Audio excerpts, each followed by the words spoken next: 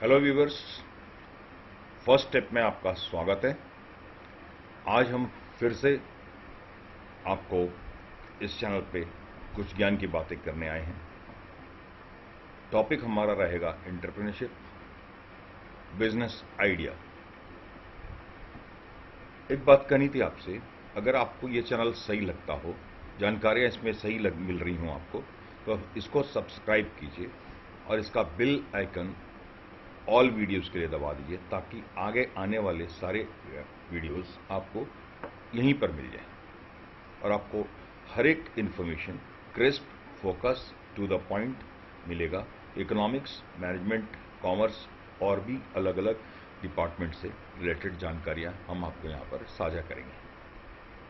तो आइए चलिए फिर बात करते हैं एंटरप्रेन्योरशिप के अंदर बिजनेस आइडिया की। देखिए, एक सपना होता है किसी आदमी का कि वो व्यापार करे। सपना वो चीज होता है जो कि क्वांटिफाई नहीं हो सकता, जो केवल फील किया जा सकता है। आइडिया वो होता है जो आप लिख सकते हैं, आइडिया को आप प्लान कर सकते हैं और आगे जरूरत पड़ने पर आप उसको वापस देख सकते हैं कि आप जो कर रहे हैं, जो आपने किया है, वो आपके प्लान के हिसाब से है कि नहीं। तो ये कारण होता है बिजनेस करने का। आइडिया के लेकर ही आदमी प्लान कर सकता है, डॉक्यूमेंट कर सकता है, आगे बढ़ सकता है। आइडिया एक कॉन्सेप्ट है जो फाइनेंशियल गेन के लिए किया जाता है। कोई एक प्रोडक्ट या सर्विस होती है आइडिया में कि हम ऐसा प्रोडक्ट बनाएंगे, ऐसा सर्विस देंगे, और इसको ऑफर किया जाता है केवल पैसे कमाने के लिए। आइडिया का कैरेक्टरिस्टिक्स है, किस तरह का आइडिया का गुण होता है, उसको समझने के लिए हम 4 पॉइंट को समझेंगे। एक, आइडिया को इनोवेटिव होना चाहिए। आइडिया ऐसा होना चाहिए जो कि किसी प्रॉब्लम का सॉल्यूशन हो, किसी कठिनाई को दूर करे, या कोई ऐसी चीज जो लोगों की जरूरत हो उसको पूरा करे। आइडिया दूसरों से भिन्न होना चाहिए, कोई दूसरा उसको कॉपी ना करे, कोई दूसरा आज तक लाया ना हो, इस तरह का आइडिया होना चाहिए। तीसरा, आइडिया किसी एक प्रश्न का जवाब है, आइडिया किसी एक समस्या का हल है, आइडिया किसी रुकावट का निदान है। आइडिया को हमेशा प्रॉफिटेबल होना चाहिए। इसको एक लाभ के लिए किया जाता है, कोई भी व्यापार लाभ के लिए किया जाता है, और आइडिया उस लाभ का रास्ता खोजता है। बिजनेस आइडिया जो बिजनेस को सोचता है, स्टार्ट चालू करता है, उसका अपना पर्सनल आइडिया होता है।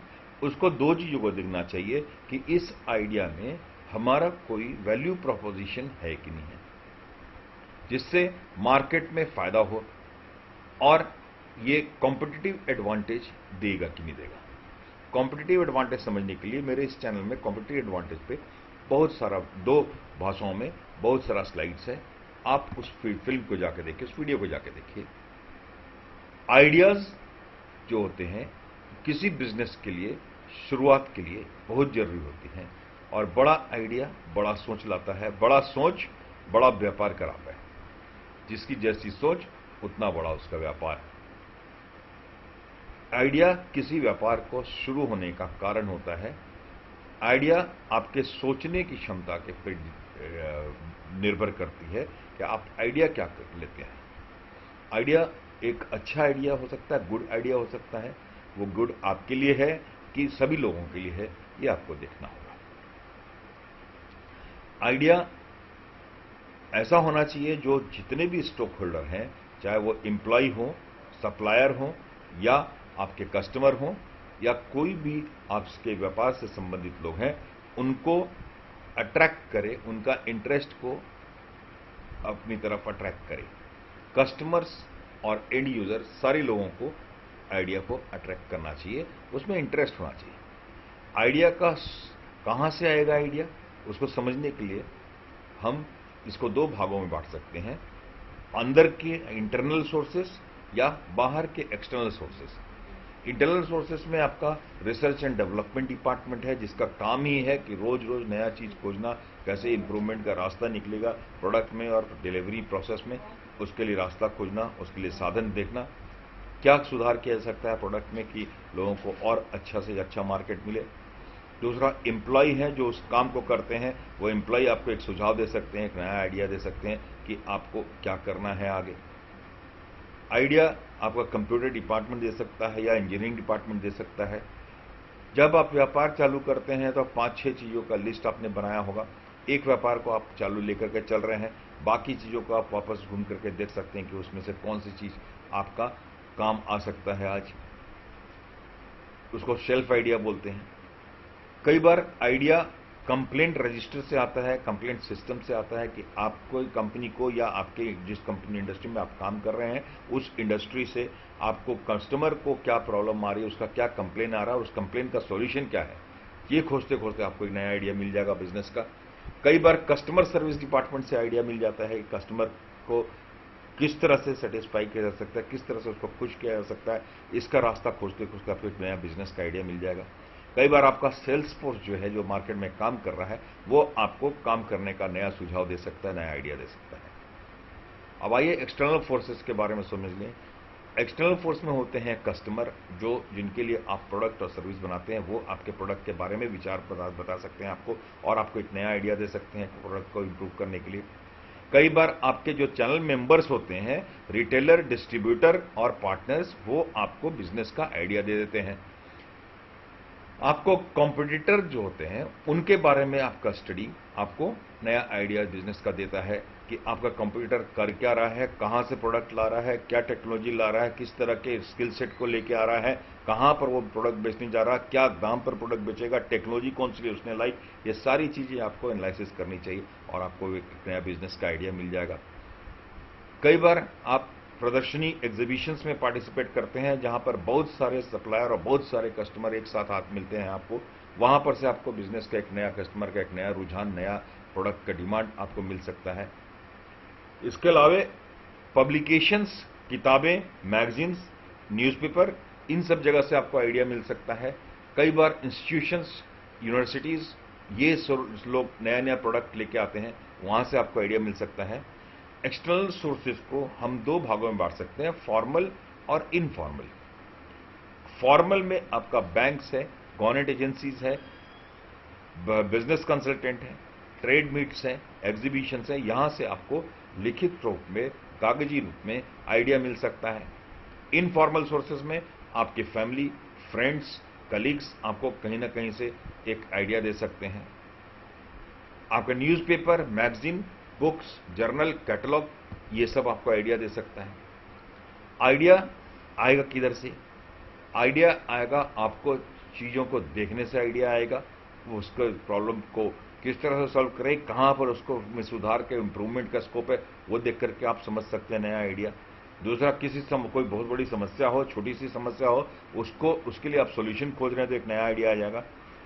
प्रेजेंट मार्केट में, प्रेजेंट प्रोडक्ट के साथ में अगर कुछ एक्सपेक्टेशन है जो फुलफिल नहीं हो रहा हो, वहां से भी आपको आइडिया आ जाएगा।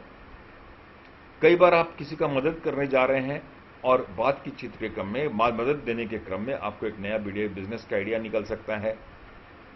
आप कोई ऐसी चीज बना रहे हैं जो कोई दूसरा नहीं कर रहा हो, तो वहां से भी आपको एक नया बिजनेस का आइडिया निकल सकता है। आप कर रहे होंगे और आपको एक नया प्रोडक्ट मिल गया। तो आइडिया जब आपके पास हो गया, तो आइडिया में से कौन सा आइडिया ऐसा है जिस पे आपको बिजनेस करना है, इसको स्टडी करने के लिए आपको एक वायबिलिटी रिपोर्ट बनाई जाती है। वायबिलिटी रिपोर्ट एक इन्वेस्टिगेशन है डिटेल में कि आप प्रॉफिट कमाएंगे कि नहीं कमाएंगे उस प्रोजेक्ट से। जो आइडिया आप लेके आए हैं उसको अगर आप व्यापार में लगाएंगे तो उससे प्रॉफिट होगा कि नहीं होगा। इसके लिए आपके पास 3 तरह का रिपोर्ट होता है वायबिलिटी स्टडी में। पहला है फिजिबिलिटी रिपोर्ट, दूसरा है रिकमेंडेशन रिपोर्ट और तीसरा इवैल्यूएशन रिपोर्ट है। फिजिबिलिटी रिपोर्ट वो रिपोर्ट है जो बताता है आपको प्रेजेंट सिचुएशन क्या है, मार्केट में क्या डिमांड है, आप क्या कर सकते हैं। कौन उसका कस्टमर है, क्या टेक्नोलॉजी लगेगी और प्रैक्टिकली वो हो सकता कि नहीं हो सकता, जिस मार्केट में आप जा रहे हैं वहां पर क्या कल्चर है, कस्टमर उसको प्रोडक्ट को लेगा कि नहीं लेगा, ये सारी बातें फिजिबिलिटी स्टडी में होती हैं। फिजिबिलिटी स्टडी यस और नो में जवाब नहीं देता, फिजिबिलिटी स्टडी एक एनालिसिस करके देता है, और ये बहुत इंपॉर्टेंट है उन लोगों के लिए जो अपने बिजनेस को स्टार्ट करना चाहते हैं। रिकमेंडेशन रिपोर्ट वो रिपोर्ट है जो बताते हैं कौन सा आइडिया आपको सेलेक्ट करना है और कौन सा बेस्ट ऑप्शन है, किस तरह से आप उस प्रोडक्ट को, उस आइडिया को प्रोडक्ट में बना सकते हैं, कंपनी बना सकते हैं उस प्रोडक्ट को या सर्विस को। यह जो रिकमेंडेशन रिपोर्ट है वो एग्जामिन करता है कि कौन सा चॉइस आपके लिए सही होगा और अच्छा होगा। इसमें बहुत सारा एनालिसिस और इवैल्यूएशन प्रोसेस चलता है, और ये स्वॉट एग्जामिन करता है रिकमेंडेशन रिपोर्ट कि आपका स्ट्रेंथ, वीकनेस, अपॉर्चुनिटी और थ्रेट क्या है, कैसा है। कई बार रिकमेंडेशन रिपोर्ट का जो जवाब आता है वो कई बार नेगेटिव आता है। ये अच्छा है क्योंकि ये तो अच्छा होगा ना कि आप व्यापार करने में समय और पैसा बचा लेंगे शुरू में ही। अगर आपका व्यापार नहीं चलने वाला हो तो यहीं पर व्यापार को रोक दिया जाए, आइडिया स्टेज में ही रुक जाए।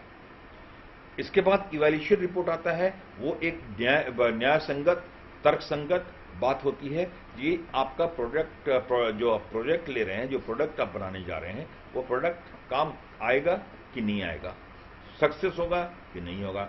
ये एक आपको ओपिनियन बनाता है और इसको देखना और बनाना चाहिए हमेशा। ये इवैल्यूएशन रिपोर्ट आपको प्रोजेक्ट के बारे में उसका सही असेसमेंट देता है और प्रोजेक्ट को आगे लेके चलने में काम आता है। इस तरह से आपको वायबिलिटी स्टडी करके प्रोजेक्ट को स्टार्ट करना चाहिए, आइडिया को सेलेक्ट करना चाहिए। उम्मीद है आपको यह प्रेजेंटेशन पसंद आई।